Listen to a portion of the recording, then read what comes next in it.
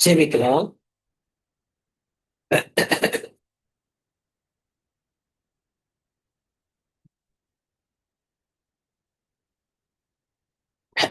எங்களை அதிகமா நேசிக்கிறேங்க நல்ல தாக்கலே. இந்த மாலை வேலைக்காக நன்றியோடு உம்மை துதிக்கிறோம் ராஜா, உம்மை ஸ்தோத்திரிக்கிறோம். இன்னொரு புதிய மாதத்தை எங்களுக்கு கூட்டி கொடுத்து ஆண்டவரே உடைய தியானத்துல ஆண்டவரே உடைய வசனத்தை தியானிக்கும்படியாக எங்களுக்கு நீ தந்த இந்த நல்ல நேரத்துக்காக நன்றி செலுத்துகிறோம். பல நிலைகளிலிருந்து நாங்கள் ஆண்டவரே அமர்ந்து உடைய வசனத்தை தியானிக்க வந்திருக்கிறோம். எங்கள் வாஞ்சைகளை நிறைவேற்றி தாரோம். இந்த நேரத்தை எங்களுக்கு ஆசீர்வாதமாக்கி தாரோம். உடைய வசனத்தை ஏற்றுக்கொள்ளும்படியாக எங்கள் இருதயத்தை நீ திறந்தரணும் சுவாமி. ஆண்டவரே, நீ கற்றுக் கொடுக்கிற பாடங்களை நாங்க கற்றுக்கொள்ள எங்களுக்கு உதவி செய்யும். ஆம் தகப்பனே, நீ சகல ஆறுதலின் தேவன். இந்த நாளிலும் உடைய ஆறுதலை உடைய வசனங்களின் மூலமாக நாங்கள் பெற்று ஆண்டவரே, நாங்கள் இன்னும் உற்சாகமாய் உமக்கு அடிப்பணிந்து வாழ எங்களுக்கு நீர் உதவி செய்யும்படியாக உண்மை நோக்கி பார்க்கிறோம். உண்மை போல பின்பற்ற எங்களுக்கு கிருபை தாழ்த்தி ஒப்பு கொடுக்கிறோம். வர இருக்கிறவங்களே சீக்கிரம் அழைத்து வர நேசிக்கிற இயேசு கிறிஸ்து மூலமாய் வேண்டிக் கொள்கிறோம் பிதாவே. ஆமென், ஆமென். 40th சாப்டரை நாம கடந்த வாரத்துல முடித்தோம். இப்பொழுது நாம் 41ஆம் அதிகாரம், எஸ்ஐயா 41ஆம் அதிகாரத்தை தியானிக்க இருக்கிறோம்.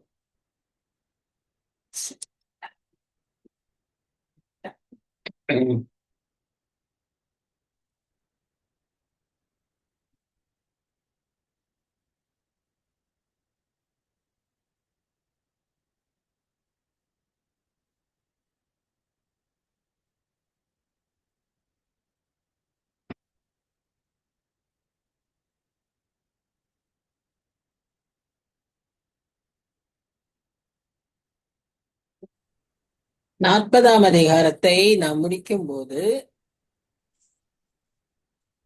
நமக்கு ஒரு பெரிய ஆறுதலையும் ஒரு பெரிய நம்பிக்கையையும் உற்சாகத்தையும் கர்த்தர் நமக்கு வசனங்களின் மூலமாக தந்ததை நாம் அறிவோம். இளைப்படைந்தவன், சோர்வுற்றவன், காத்திருக்கிறவன் எல்லாருக்கும் ஒரு ஆறுதலை கொடுக்கும்படியான நல்ல வசனங்களை நாம் வாசித்த பலனை தருவதாக, சத்துவத்தை தருவதாக, ஒரு புது கிருபைகளை தருவதாக நாம கடந்த வாரத்துல பார்த்தோம். இப்பொழுது நாம் 41ஆம் அதிகாரத்திற்குள்ளாக கடந்து செல்கிறோம். இந்த 40லிருந்தே நான் சொன்னேன், தீர்க்கனுடைய தொனியே வேற. இதுவரைக்கும் 35 அதிகாரங்களில he was condemning. நடு 3 அதிகாரங்கள் வரலாற்று பக்கம். 40லிருந்தே நாம் என்ன பார்க்கிறோம் சொன்னா, கான்சலேஷன், கம்ஃபர்டிங் வேர்ட்ஸ், ப்ராஃபஸி கம்ஃபர்டிங்கா இருக்கிறதாக நாம் பார்த்தோம். சோ இங்க நம்ம இந்த 41ஆம் அதிகாரம் பார்க்கும்போது அது எதை முக்கியப்படுத்துதுன்னு சொன்னா, முதலாவது கர்த்தருடைய ஆளுமை தன்மை, காட்ஸ் சாவரனிட்டி. இரண்டாவதாக அவர் நமக்கு பாதுகாப்புக்காக கொடுத்த வாக்கு தத்தங்கள். இஸ்ரேல் தேசத்துக்குன்னு போட்டிருந்தாலும் இஸ்ரேல் தேசத்தாருக்கு மாத்திரம் அவர் என்றைக்கும் எதையும் வைத்து வைக்கவில்லை. அவர் எல்லாருக்கும் தான் வைத்திருக்கிறார். அடுத்த அதிகாரத்துல எல்லாம் பார்க்கும்போது how he included the Gentiles-ன்றத நம்ம பார்ப்போம். சோ அவர் நம்மையும் அதில அந்த ஆளுகைக்குள்ளாக, அந்த வாக்கு தத்துவத்துக்குள்ளாக, ஆசீர்வாதத்திற்குள்ளாக சேர்த்து கொள்ளுகிறவராய் பார்க்கிறோம். மூன்றாவதாக இந்த அதிகாரத்துல முக்கியப்படுத்துவது என்னவென்றால், விக்கிரக ஆராதனையின் வெறுமை. 3 முக்கியமான காரியங்கள்: ஆளுமை, கர்த்தருடைய ஆளுமை, அவருடைய பாதுகாப்பின் வாக்குத்தத்தங்கள், மூன்றாவதாக மக்கள் நம்புகிற இந்த விக்கிரகங்களின் வெறுமை. இதை குறித்து அவர் பேசி அதிலே அவர் அந்த சிறைப்பிடிக்கப்பட்டிருக்கிற இனிமேல் தான் சிறைப்பிடிக்கப்பட போகிறார்கள். ஆனால் அவர்களுக்கு இப்பவே ஆறுதலின் வார்த்தைகளை ஏசாயா மூலமாக கர்த்தர் சொல்வதை நாம் பார்த்தோம். ஒருவேளை இன்னைக்கு நடக்கிற தீர்க்க தரிசனங்கள், நடக்கிற காரியங்கள் எல்லாம் பார்க்கும்போது நமக்கு உடனே நடந்துருமோ அப்படின்னு நம்ம யோசிக்கிறோம். உடனேவும் நடக்க வாய்ப்புகள் உண்டு. அதே சமயத்துல எத்தனையோ 100 ஆண்டுகள் கழித்தும் நடக்கிறதுக்கு வாய்ப்புகள் உண்டு. தீர்க்கனுக்கு சொல்லப்பட்ட தரிசனம் இத்தனை 1000 வருஷங்கள் ஆயிடுச்சு, ஆனாலும் நடக்கும். இந்த எக்ஸைல்ங்கிறது பாபிலோனியரால் பிடிபட்டு போகிற அந்த காலகட்டம். அது ஒரு 200 ஆண்டுகளுக்கு பின்பாக தான் அது நடந்தது. ஆனா 200 ஆண்டுகளுக்கு முன்பாகவே தீர்க்கன் மூலமாக ஆறுதலை கொடுக்கும்படியாய் கர்த்தர் சித்தம் கொண்டார் என்று சொல்லி நாம் பார்க்கிறோம். சரி, வசனத்துக்குள்ளாக போவோம். முதல் வசனம் என்ன சொல்லுதுன்னா, தீவுகளே எனக்கு முன்பாக மௌனமாயிருங்கள், ஜனங்கள் தங்கள் பலனை புதிதாக்கி கொண்டு சமீபித்து வந்து பின்பு பேச கடவர்கள், நாம் ஒருமிக்க நியாயாசனத்துக்கு முன்பாக சேரும். மூன்று பகுதி. முதல்ல தீவுகளே எனக்கு முன்பாக மௌனமாய் இருங்கள். தீவுகளே அப்படின்னு குறிப்பிட்டு சொல்லுறதுனால இந்த தீவுகளை எதை சொல்றாரு அப்படின்னு நம்ம பார்த்தோம்னா, இந்த கோஸ்ட் லேண்ட்ஸ், இஸ்ரேலுடைய கோஸ்ட் லேண்ட்ஸ், அதுதான் தீவுகள் அப்படின்னு எடுத்துக்கொண்டாலும் இன்னும் ஒரு ஆழமான ஒரு பரந்த நோக்கமாய் பார்க்கும்போது all other Nations, distant Nations அப்படிங்கிற ஒரு அர்த்தம். இன்னும் ஒரு இதா பார்க்கும்போது தீவுகளாய் இருக்கக்கூடிய நாடுகள். சோ அன்றைய உலகத்திலே இருந்த இஸ்ரேலை தவிர இருந்த எல்லா நாடுகளையும் இது குறிக்கும். எல்லா கடற்கரை ஓரத்தில் உள்ள நாடுகளையும் குறிக்கும். ஏன்னா அன்றைக்கு இந்த மத்திய தரைக்கடல் பெரியதா இருந்தது. அதை சுற்றிதான் இவங்களுடைய நாடுகள் எல்லாம் இருந்ததுனால கடல் ஒட்டிய அந்த நாடுகள். இந்த பைபிள்ல தீவுகளே அப்படிங்கிற வார்த்தை 15 முறை வருகிறது. அதுல 14 முறை ஏசாயா தீர்க்க தரிசன புத்தகத்தில் வருகிறது. அப்படியாக நாம் பார்த்தோம். இப்போ இந்த தீவுகள் அப்படின்றத அவர் குறிப்பா சொல்றாரு, ஒரு முக்கியப்படுத்தி இந்த இடத்துல சொல்லுவதாக நாம் பார்க்கிறோம். சரி, இப்ப என்ன அவர் சொல்றாரு அப்படின்னா, முதல்ல அவர் சொல்றது to keep silence before him. அது அது ரொம்ப முக்கியமா ஒரு காரியமா இருக்கு. ஏன்னு சொன்னா, இப்ப நம்ம முந்தையெல்லாம் ஹாஸ்பிட்டலுக்கு போகும்போது எல்லா ஹாஸ்பிட்டல்ஸ்லயும் அந்த ஒரு போர்டு இருக்கும், சின்ன குழந்தை வாயில வச்சுட்டு சைலன்ஸ் அப்படின்னு இருக்கும். அந்த மாதிரி முக்கியமான இடங்களுக்கு நம்ம போகும்போது சத்தம் உண்டாக்க கூடாது. இப்ப இவங்க எங்க முக்கியமான இடத்துக்கு வர்றாங்க? கர்த்தருடைய நியாயாசனத்திற்கு முன்பாக வராங்க. அதனால அந்த இடத்துல இவர்கள் எதுவும் சத்தமிடக்கூடாது அப்படிங்கிற மாதிரி அது ஒரு அறிவிப்பாய் நாம் பார்ப்போம். அது மாத்திரமல்ல,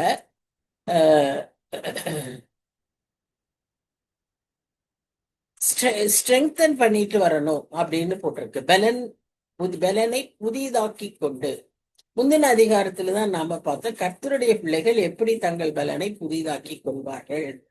கடைசி பகுதியில நாம பார்த்தோம், நீ சோர்ந்திருந்தாலும் இளைப்படைந்திருந்தாலும் ஓடினாலும் நீ காத்திருந்தாலும் உனக்கு நான் புது பலன் தருவேன் அப்படின்னு கர்த்தர் சொல்றத பார்க்கிறோம்.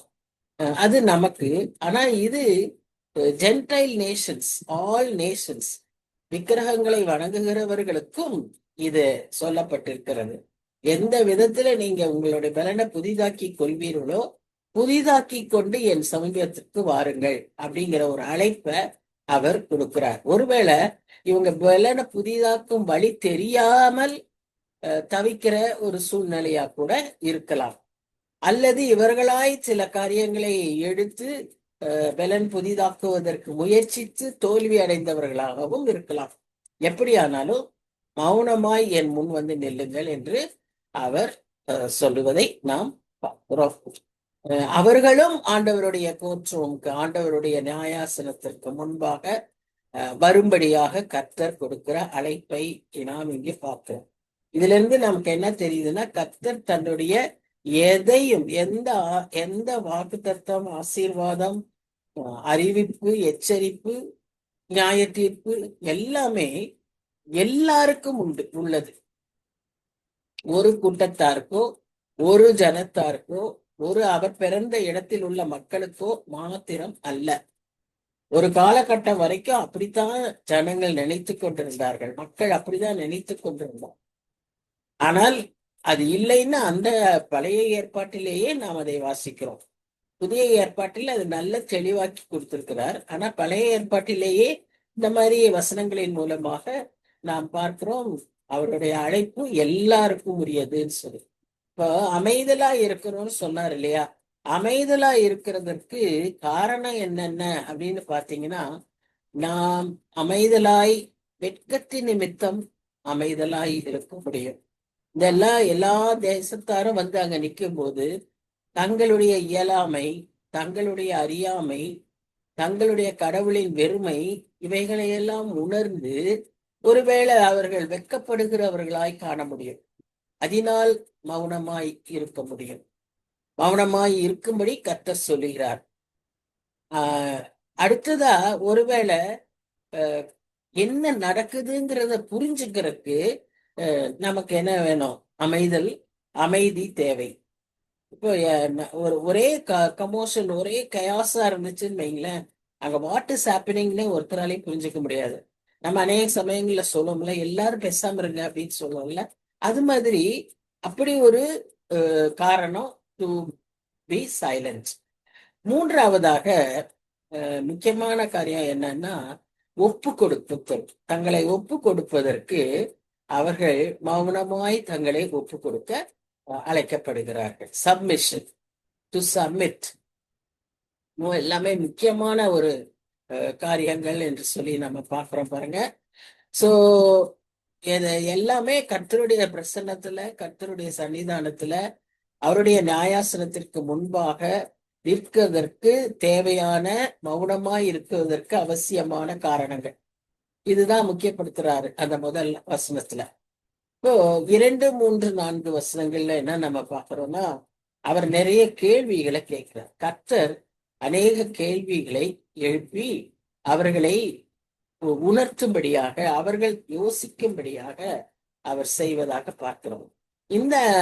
இந்த விதமாய் மக்களோடு பேசுவது, இந்த விதமாய் தன்னுடைய ஜனத்தோடு பேசுவது கர்த்தருக்கு வழக்கமாய் இருந்தது. நாம் பார்க்கிறோம், யோபு காலத்துல கூட கர்த்தர் அவருக்கு சில காரியங்களை உணர்த்துவதற்கு இந்த மாதிரி சில கேள்விகளை கேட்டு அவர் செய்ததை நாம் பார்க்கிறோம். இப்போ இங்கேயும் அதே தான் அவர் செய்கிறார். கிழக்கிலிருந்து நீதிமானை எழுப்பி தமது பாதப்படியிலே வரவழைத்தவர் யார்? இப்போ இந்த கிழக்கிலே நீதிமான்களை எழுப்பி அந்த பர்டிகுலர் வசனமும் அந்த ராஜாக்களுக்கு ஆண்டவனாக்கி அப்படின்ற காரியங்கள் எல்லாம் இந்த மனுஷனை பற்றி, இது ஒரு மனுஷனை பற்றி சொல்லப்பட்டிருக்கிறதா நாம பார்க்கிறோம். இதை குறித்து நிறைய கமெண்டேட்டர்ஸ்க்கு நிறைய விளக்கங்கள் கொடுக்கறதை பார்க்கிறோம். ஏன்னா தீர்க்க தரிசனம் எப்பவுமே அந்த காலகட்டத்துல, அதற்கப்புறம் கொஞ்சம் காலகட்டத்துல, அதற்கப்புறம் இன்னும் அநேக நாட்கள் தள்ளின பிறகு காலகட்டத்திலையும் இருப்பதை நாம் பார்க்கிறோம். ஒரே நிமிஷம்.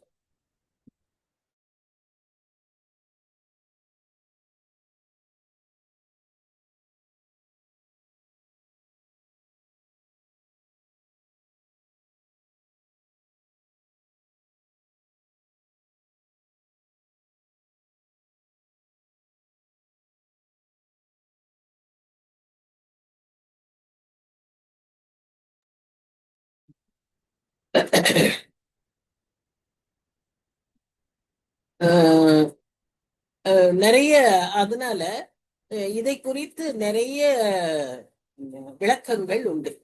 நாம் அதை பார்ப்போம். ஒரு கூட்டத்தார் கிழக்கிலிருந்து நீதிமானை எழுப்பின்னு சொல்லும்போது, நீதிமான்கிற வார்த்தையினால அவர்கள் ஆபிரகாமை குறித்து சொல்லுவதாக அவர்கள் நினைக்கிறார்கள். ஆபிரகாம் என்று குறித்து அந்த மனிதனை ஆபிரகாம் என்று எழுப்புகிறார். இன்னும் சிலர் இதை யார் என்று நினைக்கிறார்கள் என்றால் கோரேஸ். கோரேஸ் என்ற ராஜா வேதத்துல இயேசு கிறிஸ்துவுக்கு, இயேசு கிறிஸ்து, யோவான் இவர்களெல்லாம் புதிய ஏற்பாட்டுல, இப்ப பழைய ஏற்பாட்டுல கூட, ஆனா பழைய ஏற்பாட்டுல இயேசு என்ற பெயர் அல்ல, இம்மானுவேல் என்ற பெயர் உண்டு. பழைய ஏற்பாட்டுல பிறப்பதற்கு முன்பாகவே பெயர் சொல்லி பிறந்த ஒரு ராஜா, அதுவும் புறஜாதியில ஆன ராஜா யாருன்னா கோரேஸ். கோரேஸ் பிறக்கிறதுக்கு முன்னாலேயே அவர் பெயர் சொல்லப்பட்டிருந்தது வேதத்தில்.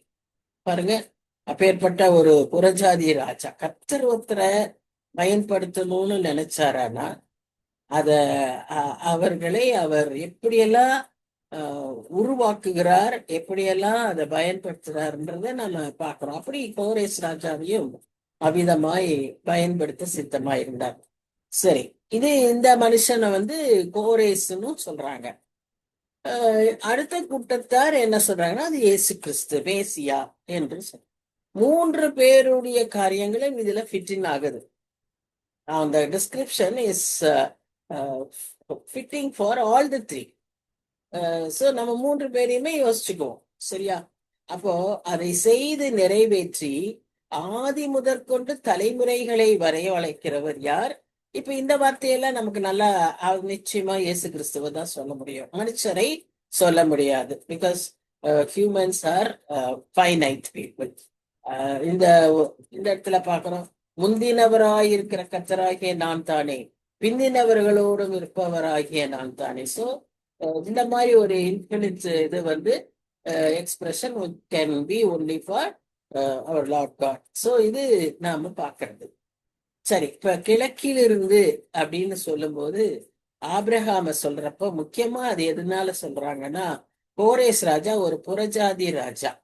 அவர் நீதியான ஒரு நீதிமான் என்று சொல்லப்படும் அளவுக்கு அவரை காட்டிலும் ஆபிரகாம் சிறந்தவராய் இருப்பார் என்று சொல்லிதான் இந்த வல்லுநர்கள் ஆபிரகாமை சொல்லுவதாக நாம் பார்க்கிறோம். எப்படியா இருந்தாலும் இங்கிருந்து நமக்கு என்ன ஒரு 2 பேரையுமே வேதத்துல முக்கியத்துவம் கொடுக்கறதுக்கு காரணம், பாஸ்டுக்கு ஆபிரகாம், ஃபியூச்சருக்கு கோரேஸ். இப்போ ஏசாயாவின் காலகட்டத்துல பாஸ்ட் கடந்த நாட்களிலே நடந்த காரியங்களுக்கு அடையாளமாக ஆபிரகாமையும், இனி வரப்போகிற நாட்களின் காரியங்களுக்கு அடையாளமாக கோரேசையும், அதற்கு பின்பு வரக்கூடிய காலங்களிலே நடப்பதற்கு அடையாளமாக இயேசு கிறிஸ்துவையும் மேசியாவையும் வைத்துக் கொள்ள முடியும் என்று சொல்லி நாம இந்த இது மூலமாக பார்க்கிறோம். So Abraham is the figure that shows God's knowledge of the past and future with the present, sandwiched in between. All belong to the Lord of God. The future is about Cyrus, King Cyrus. சரியா? So இதத்தான் அவர் செய்யறாரு. முந்தினவரும் பிந்தினவரும் சொல்லுவது போல அவர்தான் ஆதியும் அந்தமும் ஆனவர், அவர்தான் எல்லாமும் ஆனவர், அவர்தான் எல்லாவற்றையும் உண்டாக்கினவர், எல்லாவற்றையும் அழைத்தவர், ஜாதிகளை சந்ததிகளை உருவாக்கினவர், தலைமுறைகளை உண்டாக்கினவர். இதெல்லாம் நாம இங்க பாக்குறோம். So he is the first and he is the last. So every period, ஒரு காலகட்டத்துக்கு ஒரு வரலாறு உண்டு. அந்த வரலாறு மிக மிக அவசியம்.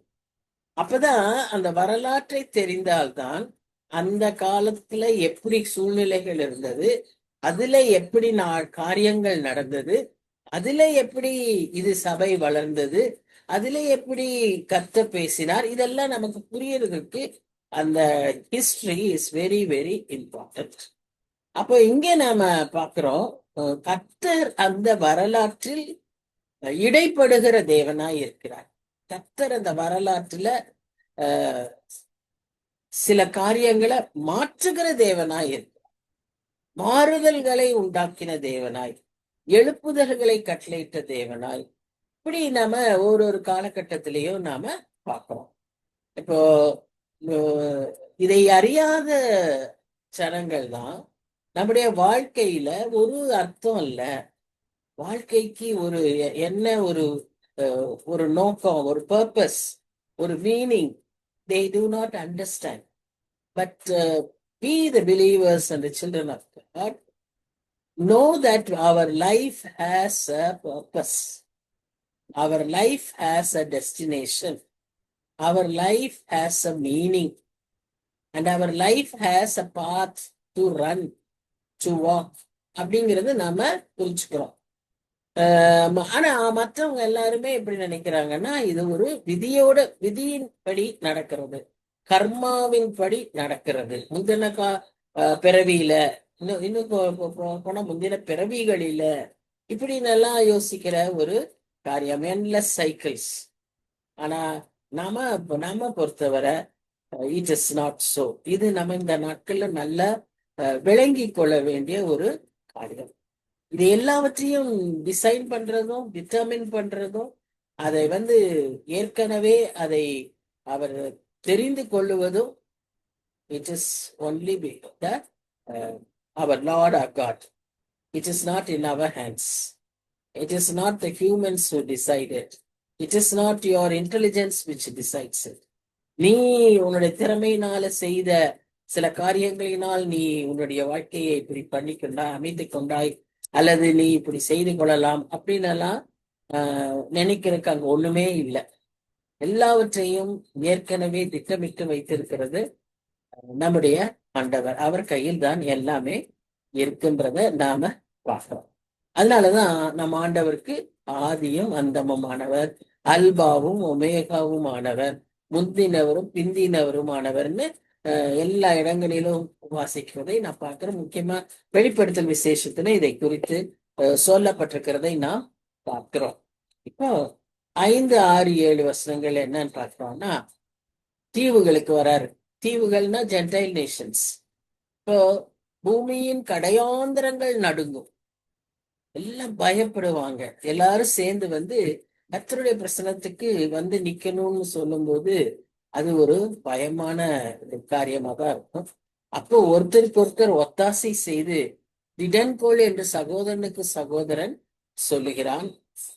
இன்னும் என்ன பண்றாங்கன்னு சொன்னா, சித்திர வேலைக்காரன் தட்டானையும் கத்தியாலே மெல்லிய தகடு தட்டுகிறவன் அடைக்கல்லின் மேல் அடிக்கிறவனையும் உற்சாகப்படுத்தி இசைக்கிறதற்கேத்துவான பக்குவம் என்று சொல்லி அது அசையாதபடிக்கு அவன் ஆணிகளால் அதை எழுப்புகிறான். இப்போ ஒரு ஃபிகரட்டிவா, ஒரு இமேஜரியா சில காரியங்களை அவர் சொல்றார். தீர்க்கதரிசி நிறைய சமயங்கள்ல விளக்க முடியாத சில இடத்துல அவர் என்ன செஞ்சிருவாருன்னா, அதை ஒரு மாதிரி ஒரு ஒரு பிக்சரிஸ்டிக்கா கொண்டு வந்துருவார். இப்ப அது மாதிரிதான் இங்கேயும் அவர் கொண்டு வந்திருக்காரு. இங்க நம்ம இந்த மக்கள் என்ன ஃபர்ஸ்ட் அவங்களுடைய ரியாக்ஷன் என்ன அப்படின்னு பார்த்தா பயம். They are so frightened to stand before God. டெஃபினட்டா அப்படித்தான் இருக்கும். ஒருவேளை நாம எப்படி இருப்போம்னு தெரியல, நமக்கும் அது ஒரு கேள்வி. நம்முடைய ரெஸ்பான்ஸ் எப்படி இருக்கும்னு தெரியாது. ஆனா நம்ம எப்படி இருக்கணும்னு மாத்திரம் நான் சொல்ல முடியும். அதாவது அவரை காண அவளோடு சந்தோஷத்தோடு அவரை எதிர்கொள்ள நாம் காத்திருப்பவர்களாய் இருக்க வேண்டும். இது நம்முடைய பக்கம். ஆனா மற்றவர்களுக்கு அவருடைய வல்லமை, அவருடைய மகிமை, அவருடைய பிரசன்னம், யோவான் அவரை பற்றி நாம வெளிப்படுத்தல் விசேஷம் 1ஆம் அதிகாரத்துல எல்லாம் சொல்லும் போது, தானியேலு, அப்புறம் ஏசாயா, இவங்க எல்லாம், அந்த எசேக்கியேல், இவங்க எல்லாம் பார்த்ததுல அவங்க பார்த்த உடனே அவங்களுடைய ரியாக்ஷன் எப்படி இருந்தது? எல்லாம் பரிசுத்தவான்கள். ஆனா அவர்கள் எல்லாருமே அந்த காட்சியை கண்டு நடுங்கி போய் செத்தவனை போய் கீழே விழுந்தேன் அப்படின்னு சொல்வதை நாம் பார்க்கிறோம். அவ்வளவு அந்த ஹோலினஸ், அந்த பிரசன்ஸ், அந்த பவர், அதெல்லாம் அப்படி இருக்கும். ஆகவே இந்த மக்கள் they are so frightened. Natural, normal response. ஆனா அவங்கள்ட்ட என்ன ஒரு காரியத்தை பார்க்கிறோம்னா, instead of coming to god, Instead of laying prostrate and surrendering themselves to God, ஆண்டவரே நான் எவ்வளோ அறிவீனனா இருந்துட்டேன், என்னை மன்னிங்க, நான் உங்களுடைய வல்லமை தெரியாம போயிடுச்சு, நீர் எவ்வளவு மகத்துவமானவர்னு எல்லாம் சொல்றத விட்டுட்டு அவங்க என்ன பண்ணிட்டாங்க? They turned towards their own old ways of creating their own gods. See how their minds are captured, captivated. அதுதான் ஸ்ட்ராங் ஹோல்ட்ஸ்ன்னு சொல்றது. வேற விதமா ஆல்டர்னேட்டா திங்க் பண்ணவே முடியல. இப்ப நமக்கே இப்ப நாம பாருங்க, இப்ப நமக்கு வந்து சில படங்களை காமிச்சு இத வந்து இப்ப இன்னைக்கு பிள்ளைகள் எல்லாம் விளையாடுறாங்களா, குவிஸ் விளையாடுறாங்கல்ல, அது மாதிரி சில இந்த பிக்சர்ஸ் வச்செல்லாம் சில குவிஸ் கேட்கறாங்க, பைபிளையே கேட்கறாங்க.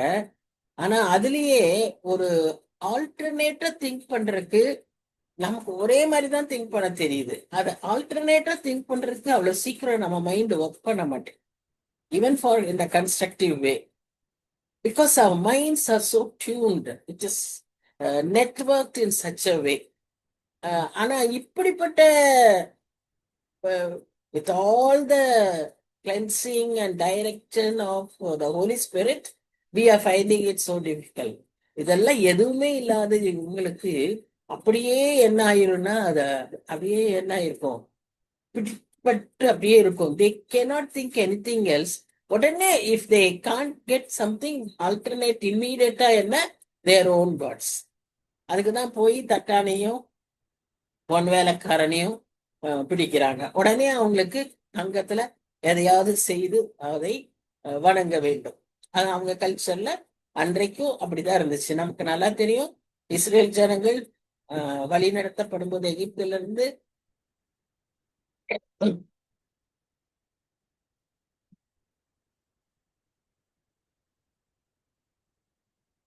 மோசே டிலே ஆன உடனே ஃபர்ஸ்ட் ஆல்டர்னேட்டா என்ன செஞ்சாங்க? ஒரு கண்ணுக்குட்டிய செய்ததாக நாம் பார்க்கிறோம். இதேதான் இப்பவும் அதேதான் செய்யறதுக்கு ஜனங்கள் இம்மீடியட்டா that is what they want to do. இவ்வளவு காரியங்களை அவங்க செய்து ஒரு கடவுளை உருவாக்கி, அந்த கடவுள் வந்து ஒன்றும் இல்லைன்னு விளங்கி கொள்வதற்கு இந்த வல்லமையை பார்த்தும் கூட அவர்களுக்குள்ளாக என்ன நடக்கல, அது கிரியை செய்யல. இதனாலதான் பவுல் சொல்றாரு ரோமர் 1ஆம் அதிகாரத்துல, அவர்களுடைய சிந்தனையில அவர்கள் வீணராகி போனார்கள். ஏன்னா they reject the truth. இன்றைக்கும் கர்த்தர் அவர்களையும், it is true that God has shed his blood for every single individual, every single soul. But when they reject God, he gives them to their own desires. நம்ம இங்க என்ன பாக்குறோம்னா, ரோமர் 1ஆம் அதிகாரம் 18-25 வசனங்கள், நான் 21ஆம் வசனத்தை மாத்திரம் வாசிக்கிறேன். அவர்கள் தேவனை அறிந்தும் அவரை தேவன் என்று மகிமைப்படுத்தாமலும் சோத்தறியாமலும் இருந்து தங்கள் சிந்தனைகளினாலே வீணரானார்கள். உணர்வில்லாத அவர்களுடைய இருதயம் இருளடைந்தது. 24ஆம் வசனத்துல நம்ம பார்த்தோம்னா, தேவன் அவர்களை அசுத்தத்திற்கு ஒப்பு கொடுத்தார். அவரே வேற வழியே இல்லை இவங்களுக்கு அப்படிங்கிற விதத்துல என்ன சொன்னாலும் என்ன செய்தாலும் அவர்கள் வந்து அதுல இருந்து they don't want to acceptங்க போது, when they reject, this is what he does. So அங்க மேல 20ஆம் வசனத்துல பார்க்கிறோம், எல்லாம் தெளிவாய் காணப்படும், ஆதலால் அவர்கள் போக்கு சொல்ல இடமில்லை, தப்பிக்கிறதுக்கு இடமே கிடையாது. everything is made clear and transparent for them to understand and to accept. But then when they reject, this is what would be the result அப்படின்னு இந்த வசனங்கள்ல நாம பார்க்கிறோம். So we have to be very careful in readily accepting God's voice. We should never question him. We should never reject him. We should always accept. அந்த சரண்டருக்கு வந்துடணும், அந்த சப்மிஷனுக்கு வந்துடணும். நம்ம we are not Gentiles, we are God's children, we are in God's fold. அன்றைக்கு ஜென்டைல்னு அவங்க ஜியோகிராபிக்கலா சொல்லியிருக்கலாம், distant lands சொல்லியிருக்கலாம், coastal lands சொல்லியிருக்கலாம். But according to spiritual inheritance, we are all heirs of our Lord Jesus Christ. We gain that inheritance through his work on the cross. அதுதான் நமக்கு கிடைத்திருக்கிற பெரிய சுதந்திரம். அதை நாம் என்ன செய்யணும்? உரித்தக்கி கொள்ள வேண்டும். அதை நாம விட்டு விடக்கூடாது. இன்னைக்கு ஒரு சுதந்திரம், ஒரு சொத்தை நம்ம இழக்கணும்னு சொல்றதுக்கு நம்ம அவ்வளவு சுலபமா ஒத்துக்க மாட்டோம் இல்லையா? We will make all efforts to keep it within ourselves, within our families. When we do so much for our worldly inheritance, what about our spiritual inheritance? How much are we striving it for? யோசிக்கணும். நம்ம எவ்வளவு தூரம் அதை காத்து கொள்ளவும் அதனுடைய மேன்மையை அறிந்து கொள்ளவும் நாம் முயற்சிக்கிறோம். எவ்வளவோ மேன்மை இருக்குன்னு சொல்லி பவுல் சொல்றாரு, எபேசியர்ல சொல்றாரு, உங்க மனக்கண்கள் திறக்கும்படி நான் ஜெபிக்கிறேன்றாரு. அந்த அளவுக்கு நமக்கு ஒண்ணும் தெரியாம நாம இருக்கிறோம்.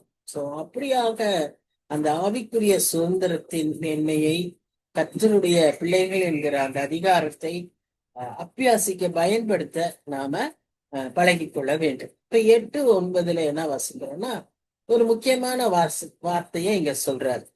என் தாசனாகிய இஸ்ரவேலே, நான் தெரிந்து கொண்ட யாக்கோபே, என் சிநேகிதனான ஆபிரகாமின் சந்ததியே. இதுதான் ரீசன் வை இந்த ஃபர்ஸ்ட் பிளேஸ் அந்த ஈஸ்ட்ல இருந்து ரைச்சியஸ் பர்சன் ஒன்ன commentators immediately jump to the conclusion it must be Abraham. This is the reason. அவர் சிநேகிதனான ஆபிரகாமின் சந்ததியே அப்படின்னு கூப்பிடுறாரு அப்படின்னு சொல்லிட்டு அடுத்த வசனத்துல, பூமியின் கடையாந்திரங்களிலிருந்து உன்னை எடுத்து அதன் எல்லைகளில் இருந்து அழைத்து வந்த நீ என் தாசன், நான் உன்னை தெரிந்து கொண்டேன், நான் உன்னை வெறுத்து விடவில்லை என்று சொன்னேன். என் தாசன்ற வார்த்தைக்கு ஆக்சுவலா என்ன அர்த்தம்? The word that is used means servant. In other words, it is slave. It also refers to as slave. அதுதான் நாம இங்க பார்க்கிறோம்.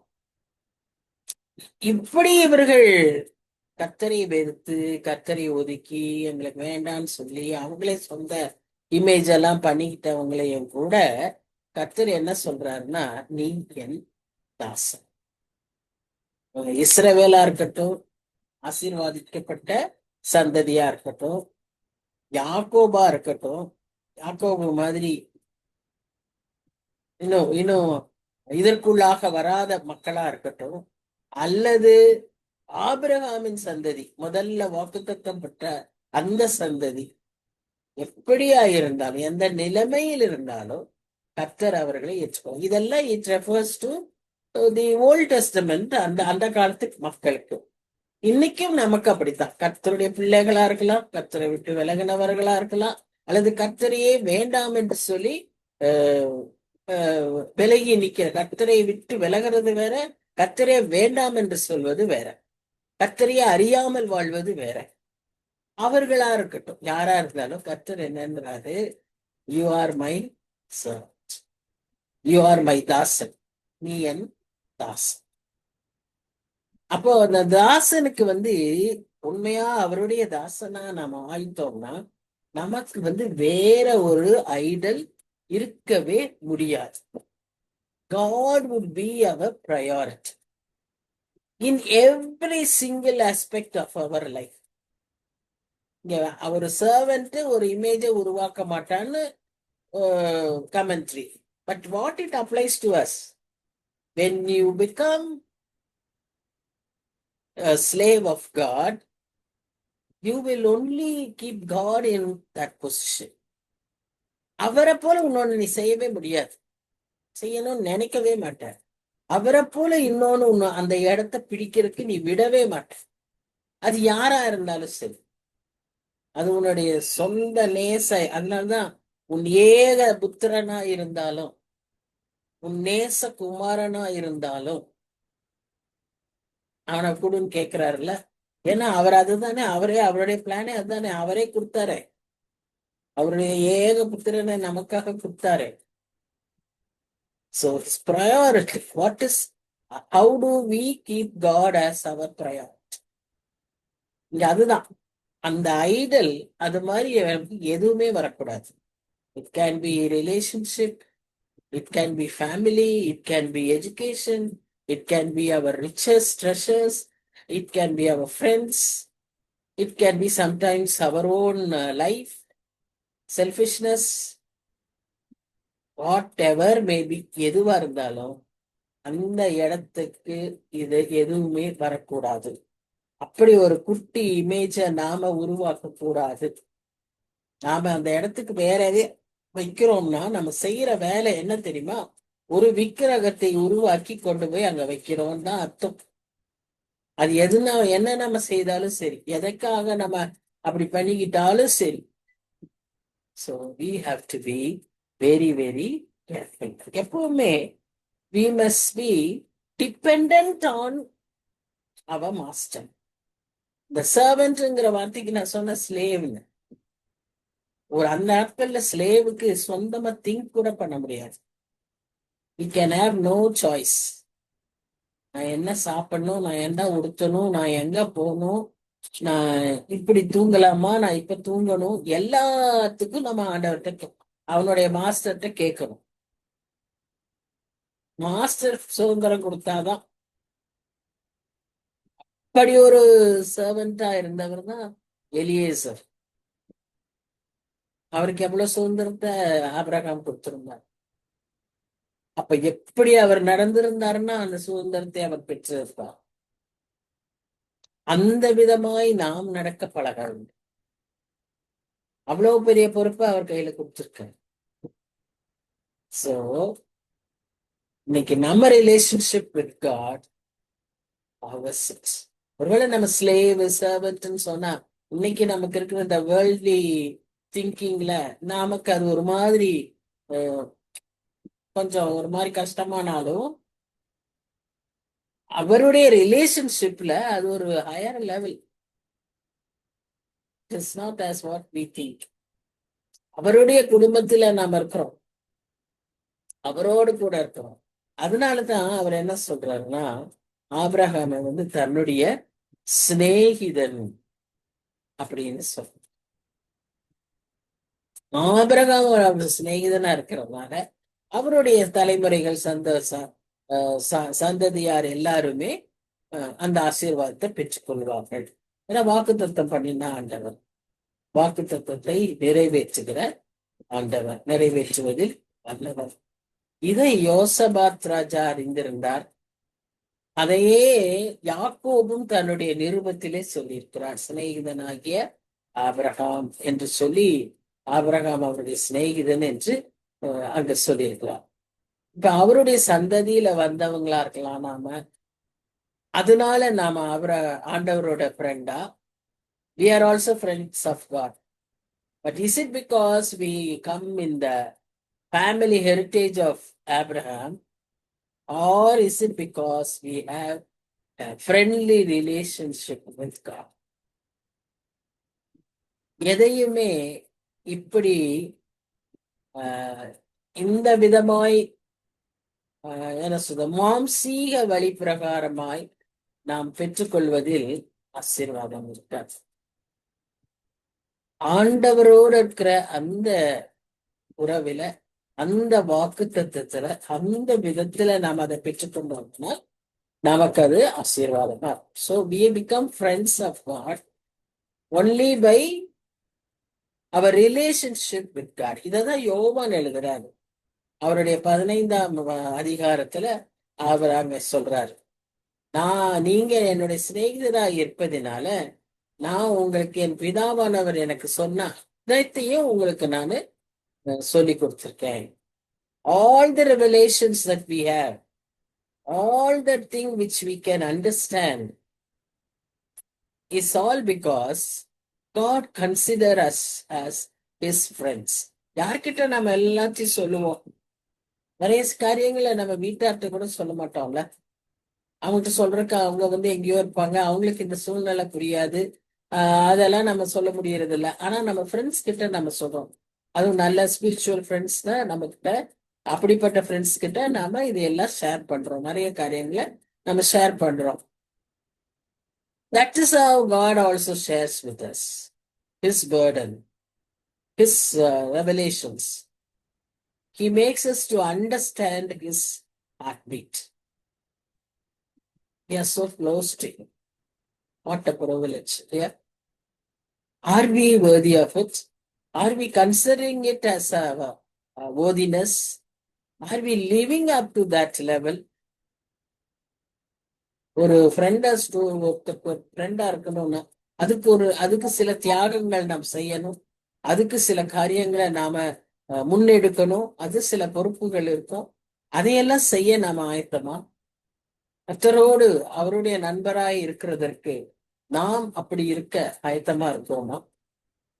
யோசிக்கணும். அதுதான் இன்றைக்கு நம்முடைய அந்த வசனத்துல கேட்கப்படக்கூடிய காரியம், சிந்திக்க வேண்டிய காரியம்.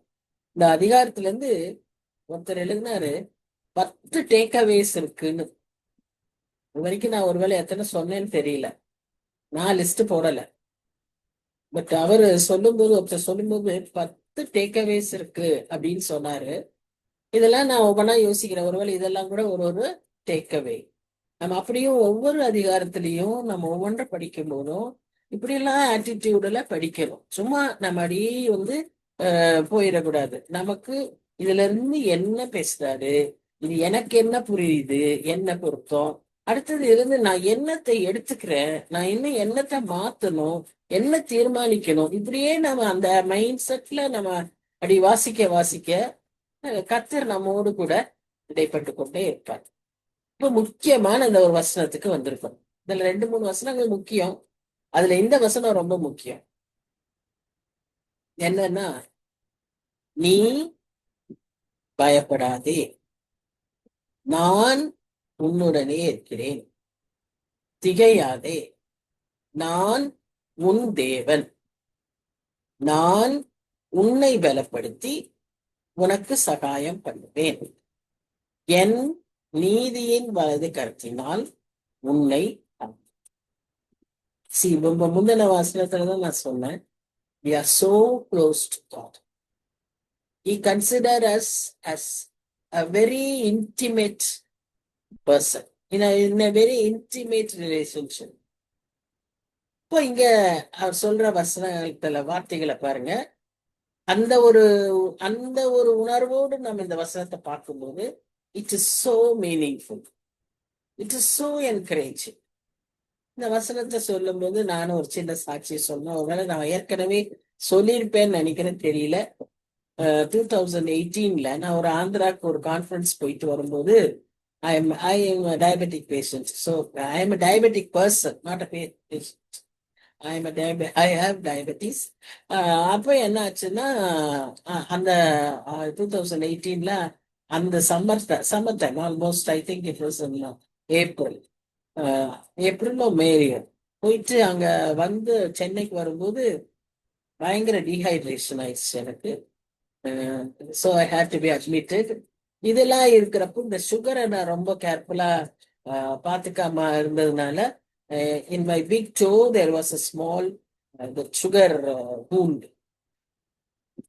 சென்னையில நான் இருக்கிறப்போ இந்த காரியத்தை ரொம்ப, அதனால எனக்கு கொஞ்சம் சார்ட் ஆஃப் என்ன சொல்றது, இன்ஃபெக்ஷன் ஆயிருக்கும்னு நினைக்கிறேன். ஸோ அதனால I had to be taken to the hospital. நான் அன்கான்சியஸ் ஆயிட்டேன், என்னன்னு ஆயிடுச்சு. விதின் அட் 1 days டைம் அப்படி எல்லாம் ஆயிடுச்சுன்ட்டு என்ன ஹாஸ்பிட்டலில் கூப்பிட்டு போனாங்க. ஹாஸ்பிட்டல் போனா அங்க டெஸ்ட் எடுக்கணும். அந்த லேப் டெக்னீஷியன் அந்த லேப் மேல இருக்கு. ஆனா என்னோட condition was such that I cannot climb. And it's so happened அந்த we went to actually Bharat scans only, அண்ணா நகர்ல இருக்கிறது. ஆனா அந்த லேப் மேல இருக்கு, கீழே இருந்து லிஃப்ட் கிடையாது. அதனால படிக்கட்டுல தான் போகணும். ஆனா என்னால போக முடியாதுன்னு சொல்லிட்டு நாங்க we were thinking of returning. அப்போ அந்த டெக்னீஷியன் அவரே கீழே வந்தாரு. அங்கேயே உங்களுக்கு சாம்பிள் எடுத்துக்கிற மாதிரி அப்படின்ட்டு இங்க வந்தாரு. என் முகத்தை பார்த்தாரு. என் கூட என் ஹஸ்பண்ட் நிறைய சன்ஸ் இருந்தாங்க.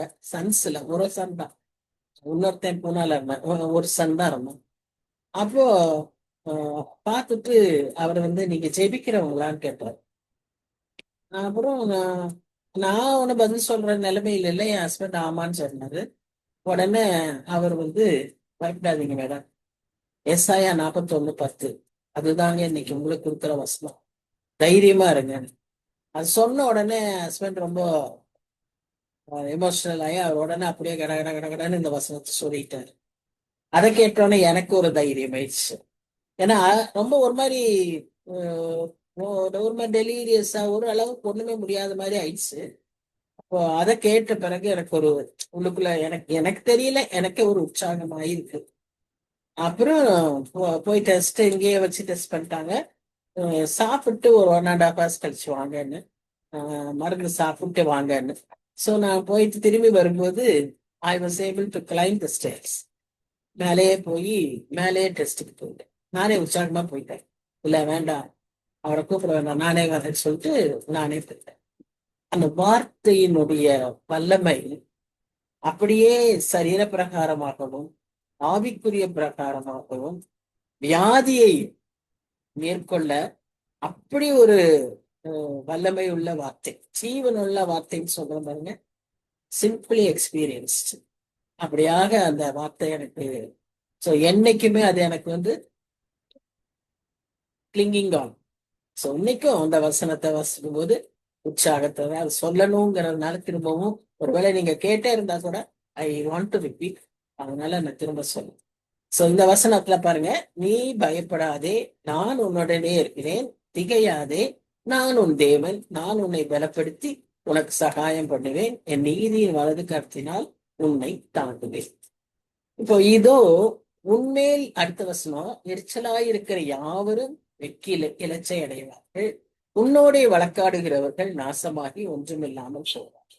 உன்னோடே போராடினவர்களை தேடியும் காணாதிருப்பாய், உன்னோட யுத்தம் பண்ணின மனுஷர் ஒன்றுமில்லாமல் இழிப்பொருளாவார்கள்.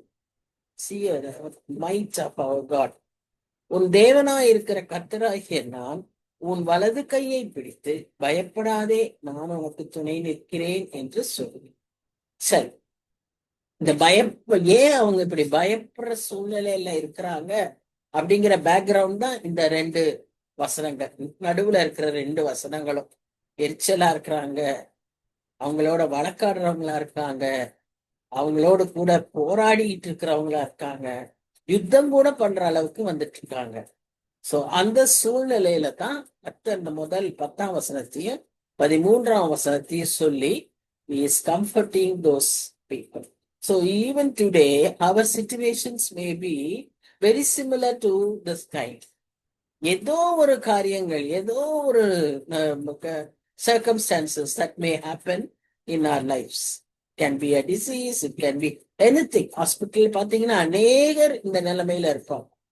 என்ன நடக்குமோ, எப்படி இருக்குமோ, என்ன செய்வேன். இப்படி எரிச்சலா இருக்கிறவங்க, எதிர்த்து இருக்கவங்க அங்க இருக்காது, ஆனா பயம் நிறைந்தவர்களா இருப்பாங்க. இருளா இருக்கும், அவங்களால திங்க் பண்ண முடியாத ஒரு சூழ்நிலையா இருக்கும். இல்ல இப்படிப்பட்ட சூழ்நிலைனாலும் இதுவும் இட் வில் நம்ப அவர் பிரெயின்ஸ். சுற்றி இருக்கிற பேச்சுக்கள், சுற்றி கேள்விப்படுகிற காரியங்கள், நிந்தனைகள், இதெல்லாம் நம்மளை போட்டு தாக்கும். எதுவா இருந்தாலும் கத்த சொல்ற வார்த்தை பயப்படாது. அதான், ஏன்னா இந்த பயம் வந்து ஒரு it is also a powerful tool of Satan. அவன் எல்லார் மேலேயும் அவன் வந்து கொடுக்கிற உபயோகிக்கிற ஒரு கருவி எதுன்னு சொன்னா இந்த பயம். ஏன்னா இந்த பயத்துக்கு பின்னால அப்படியே வரிசையா நிறைய ஆஃப்டர் எஃபெக்ட்ஸ் இருக்கு. என்னெல்லாம் செய்யும்னா இந்த பயம் மூளையை சிந்திக்கவே விடாது, அடுத்து என்ன செய்யணும்னு யோசிக்கவே விடாது. அது இன்ஃபேக்ட் நல்லா நம்மளை ஜெபிக்கவே விடாது. ஜெபிச்சாலும் வார்த்தை வராது. ஏன்னா அப்படி ஒரு பயம் நம்ம இருளாய் கவ்விக்கொண்டோம். இந்த பயம் ரெண்டு விதமா இருக்கு. ஒண்ணு கன்ஸ்ட்ரக்ட், ஒண்ணு டிஸ்ட்ரக்டிவ். இதுக்காக மனுஷனுக்கு நம்ம மனுஷனா இருக்கும்போது இந்த பூமியில நமக்கு பயமே இருக்கக்கூடாது அப்படின்னு சொல்ல முடியாது. நமக்கு சில இதுல காரியங்கள்ல பயப்பட வேண்டும். முக்கியமா கர்த்தருக்கு பயப்படணும் இல்லையா? கர்த்தருக்கு நாம பயப்படணும். சோ பயம் நமக்கு அவசியம். அது பாசிட்டிவா, கன்ஸ்ட்ரக்டிவா, ரேஷனலா இருக்கக்கூடிய காரியங்கள்ல பயப்பட வேண்டியவர்களா இருக்கிறோம். ஆனா most of our fears are destructive and irrational. மீனிங்கே இல்லாம ஒண்ணு நடக்கவே இருந்திருக்காது, எங்கேயோ நடந்ததுக்கு, நடந்துருமோன்னு நினைக்கிறதுக்கு, நடக்க போகிறதற்கு, இதற்கெல்லாம் பயப்படுகிற ஒரு பயங்கள். இப்படி நம்ம பயம் பல விதத்துல இருக்கு. ஆனா ஒன்று, கர்த்தருக்கு பயப்படுகிற பயம் இந்த கேட்டகரியிலே வேண்டிய அவசியம் கிடையாது. கர்த்தருக்கு பயப்படுகிற பயம் அது ஒரு தனி ஆவிக்குரிய ஒரு நிலைமை. அது இல்லாதபடிக்கு பயப்படுகிற எவரும் இதுக்கு போகவே முடியும், பரலோகத்துக்கு போகவே முடியாது. 21ஆம் வெளிப்படுத்தல் விசேஷத்துல ஒரு பெரிய லிஸ்ட் போட்டிருக்கிறாங்க. பெரிய பெரிய பாவம் செய்தவர்கள்லாம் அதுல பரலோகத்துக்கு போக மாட்டாங்க, நரகத்துக்கு போவாங்கன்னு போட்டிருக்கு. அதுல முதல்ல இருக்கிற ஒரு என்னன்னா பயப்படுகிறவர்களும் அப்படின்னு போட்டு. சோ பயமுக்கு இவ்வளவு இம்பார்ட்டன்ஸ் கொடுத்து, பயம் அவ்வளவு பயங்கரமான ஒரு காரியம். I think it is time. So when we want to talk about fear, constructive fear, positive fear, இது இருக்கணும். என்னது அது? Proverbs 1:7. Fear of the Lord is the beginning of. கர்த்தருக்கு பயப்படுதலே ஞானத்தின் ஆரம்பம். இன்னும் ஒரு தெளிவா நிறைய இருக்கு. இன்னொன்று தெளிவா சொல்றது, தீமையை வெறுப்பதே கர்த்தருக்கு பயப்படுகிற. So it is a constructive fear. இது நமக்கு ஒரு ஆளுக்கு இருக்க வேண்டிய. சிலது இந்த பிராக்டிக்கல் ஃபியர், ரேஷனல்னு சொல்ற மாதிரி பிராக்டிக்கல் ஃபியர். இப்போ ஒரு பாம்பு அதை கேட்டு பயப்படாம இருக்கணும்னு சொல்றது எவ்வளவு தூரம் சரின்னு தெரியல. காக்ரோச்சை கண்டா பயப்படக்கூடாதுன்னு சொல்லலாம். காக்ரோச் நமக்கு ஒரு தீங்கு செய்யாது. ஆனா காக்ரோச்சுக்கு பயப்படுற ஒரு கூட்டம் இருக்கு. நிறைய பேர் காக்ரோச்சை கண்டா பயப்படுறவங்க, பெரியவங்களே இருக்காங்க. பல்லி, லிசர்டு, இதை கண்டாலும் கத்திக்கிட்டு ஓடுற மக்கள் உண்டு. ஆனா இப்படியெல்லாம் ஒரு பயங்கரமான ஒரு மிருகத்தையோ, ஒரு அனிமலையோ, அல்லது ஒரு ஸ்னேக்கையோ, பாய்சனஸ் ஸ்னேக், ஒரு கோப்ரா, கிங் கோப்ரா, இந்த மாதிரி எல்லாம் இருக்கிறத பார்க்கும்போது நாம பயப்பட வேண்டும். அது மாதிரி சில காரியங்களுக்கு நாம பயப்படுறதுனால தேவையற்ற பிரச்சனைகள்ல சிக்காமல் நாம தப்பித்து கொள்ள முடியும். உதாரணமா இப்ப நம்ம இந்த பாலங்களுக்கு அடியில எல்லாம் போக வேண்டியது இருக்கும். ஒரு இருளான பகுதியா லைட் இல்லாம இருக்கிறதா இருக்கலாம். நமக்கு உண்மையா பயம் இல்லதான். ஆனா அதுல போனாலும் சில சமயத்துல என்ன இருக்கும், ஆபத்துல நாம தேவையற்ற விதமாய் சிக்கிக்கொள்ள முடியும். அப்போ what is your mind say? wisdom is to be wise, to avoid that path. பயந்துட்டு தான் நம்ம போகணும்னு இல்ல. அந்த பயம் நமக்கு ஒரு அறிவுபூர்வமாய், ஒரு ஞானமாய் செயல்படுவதற்கு கட்டாயம் கர்த்தர் நமக்கு உதவி செய்வார். அப்படி நாம போக வேண்டியவர்களா இருக்கிறோம். ஒரு சில சமயம் அப்படிதான் போகணும்னா நல்லா நாம கர்த்தரை தூக்கி பாடிட்டு தைரியப்பட்டுட்டு போய்க்க வேண்டியதுதான் இல்லையா? அப்படிதான் போய் ஆகணும், வேற வழியே இல்லை. அப்படின்னா அப்படிதான் செய்வோம். But it is natural. That is called natural fear. I'm only talking about fear. I'm not talking about the response and reaction. So fear can be rational, can be practical, can be natural, and it can be spiritual, constructive. Fear of the Lord. ஆனா destructive fear தான் நிறைய இருக்கு. இது என்ன பண்ணுதுன்னு சொன்னா, நம்முடைய real issues of life, நம்முடைய வாழ்க்கையும் சில டே டு டே லைஃப்ல இருக்கக்கூடிய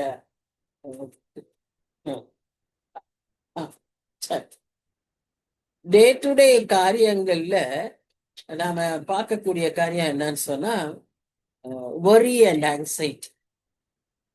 அது வந்து that will also actually kill us.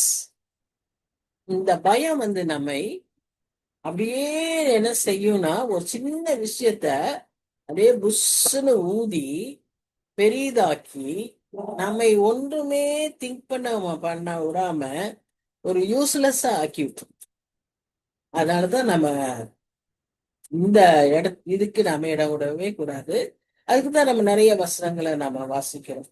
உங்க கவலையெல்லாம் கர்த்தர் மேல அபாரத்தை வச்சிருங்க, அவர் நம்மை ஆதரிக்கிற தேவன் என்று சொல்லி நம்ம பார்க்கிறோம்.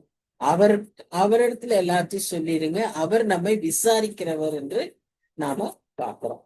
அதே மாதிரி சம்டைம்ஸ் இந்த இமோஷன்ஸ், இந்த இர்ராஷனல் ஃபியர்ஸ் சொல்றோம்ல, சிலருக்கு வந்து மேல உயரமான இடங்கள்ல படிக்கட்டுகள்ல ஏறும்போது, உயரமான பில்டிங்ஸ்ல போகும்போது அந்த மேல போகிறது ஒரு ஒரு பயம். இப்ப டான்ஸ்ல எல்லாம் அப்படி படிக்கட்டுல ஏறினோம்னா மேல போனோம்னா அது கீழே பார்க்கணும்னு அவசியம் இல்லை. ஆனா அப்படி மேல போக போகவே அந்த மாதிரி ஒரு பயம் வந்துடும். அடுத்த ஸ்டெப் வைக்க முடியாது. ஒன் கைண்ட் ஆஃப் ஒரு fear will grip you. So அதுல பேஸ்ட் ஆன் யோர் இமோஷன்ஸ். சில செய்திகள், சில சத்தங்கள், சிலருக்கு ஆம்புலன்ஸ் சத்தம், அது வந்து ஒரு விதமான ஒரு பயத்தை உருவாக்கும். அதனாலதான் நம்ம சின்ன வயசுல இருந்தே நம்ம என்ன செய்யணும்னா, ஆம்புலன்ஸ் சத்தம் எல்லாம் கேட்டா ஜெபிக்கணும்னு சொல்லிடணும். Save the soul and heal the சிக்ன்ற மாதிரி ஏதோ ஒரு ஷார்ட் ப்ரேயர் சொல்லி கொடுத்துருந்தோம். So that they won't get that fear emotion. They will know to pray for this. அந்த மாதிரி இப்படி எப்படியாவது நம்ம we should overcome. God has given us umpty number of ways to escape this fear. So இந்த emotions, இர்ராஷனாலிட்டி, இதனாலேயும் ஏற்படக்கூடிய பயங்கள் உண்டு. ஆனா எப்படி நான் சொன்னது போல பயப்படுகிறவர்களால் நாம் என்ன செய்ய முடியாது, பரலோகத்துக்கு போக முடியாது. Another fear is this, by demons. It springs up from evil spirits. Mainly it will give us the fear of death. இன்னைக்கு உலகத்துல 530 போபியாஸ் இருக்கும். ஹைட்ரோபோபியா, கிளாஸ்ட்ரோபோபியா, நாய்ஸ், எத்தனைமோ போபியாஸ். இது எல்லாமே, இந்த போபியாக்கள் எல்லாமே ஓரளவுக்கு எப்படியே பண்ண சைக்கலாஜிக்கலா இருக்கும். அந்த சைக்கலாஜிக்கலாலாம் அப்படி இப்படி இப்படி உள்ள போய் பார்த்தோம்னா ஏதோ ஒரு முந்தி நடந்த ஒரு சம்பவத்தின் விளைவா இருக்கும், இஃபெக்டா இருக்கும். So it is all governed by that spirit. எங்கேயோ அந்த மாதிரி போய் அதுல முடியும். But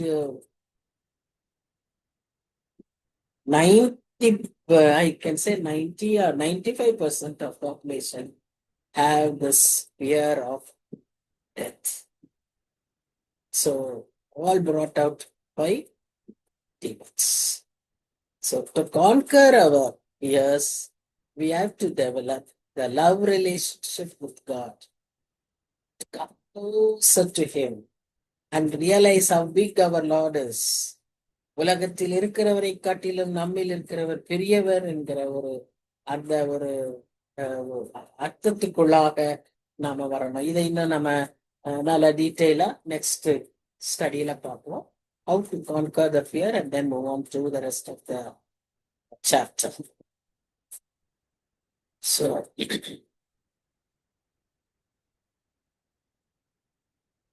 gracious Heavenly Father, we thank you, Lord, for the wonderful passage that we meditated today.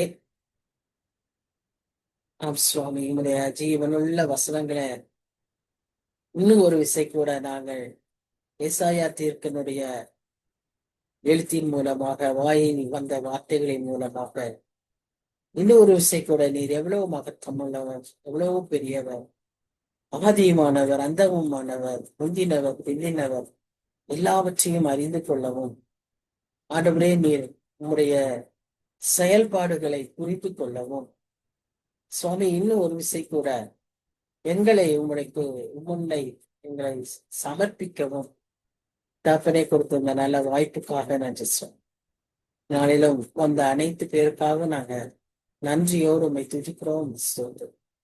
தொடர்ந்து இடைப்படும் ராஜா, தொடர்ந்து இடைப்படும். There is a purpose. You have a very golden purpose in our lives. அதை நாங்க நிறைவேற்றி விட எங்களுக்கு உதவி செய்யும். Time is near. Time is ringing. We have to come in silence before you. Lord, help us to submit ourselves, surrender ourselves. Let us come boldly towards you, Lord. Happily towards you, Lord.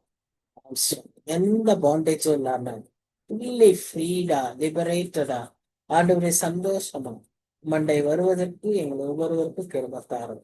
எங்களுடைய தனிப்பட்ட தேவைகள், குடும்பத்தின் தேவைகள், எங்கள் மன நிலைமைகள் எல்லாம் அறிந்த தேவன் எங்களை சமாதானப்படுத்தி ஆசீர்வதித்து தேவைகளை கட்டளையிட்டு ஆண்டவருடைய எதிர்பார்ப்புகளை நிறைவேற்றி கொடுக்க உண்மை நோக்கினோம். வாக்கு பண்ணின தேவன் உண்மை உள்ளவர், வாக்கின்படியே நிறைவேற்றுகிறவர்.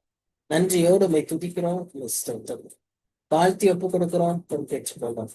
நேசிக்கிற இயேசு கிறிஸ்துவின் மூலம் வேண்டிக் கொள்கிறோம் பிதாவே. ஆமென், ஆமென்.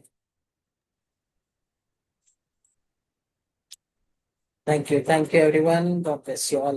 Thank you. Thank you, ma'am. Thank you. Thank you, Annie. Thank you.